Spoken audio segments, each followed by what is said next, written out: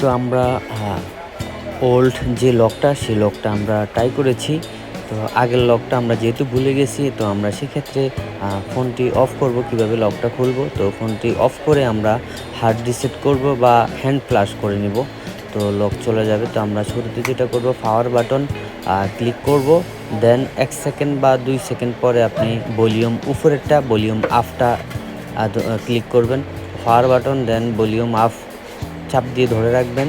তো যখন লোগো আসবে তখন আপনি সেট চালু হইলে পাওয়ার বাটন ছেড়ে দিবেন। পাওয়ার বাটন ছেড়ে দিলে এখানে নো কমেন্ট যে অপশনটা সেটা চলে আসবে।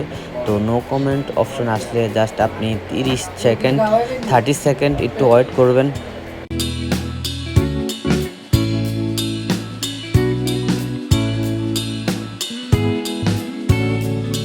30 সেকেন্ড ওয়েট করার পরে দেন পাওয়ার বাটনটা চাপ দিয়ে ধরে ভলিউম উপরেটা ক্লিক করে দেবেন। সাথে সাথে ফ্যাক্টরি ডাটা রিসেট চলে আসবে। এখানে ওয়েব ডাটা কমপ্লিট করে নেবেন, ওয়েব ডাটা রিসেট, তারপরে ফ্যাক্টরি ডাটা রিসেট করে নেবেন, ওকে দিয়ে দিবেন। ওকে দেওয়ার পরে দেন আপনি রিবুট করে নেবেন ফোনটা, তাহলে আপনার ফোনের যে লকটা সেই লকটা চলে যাবে।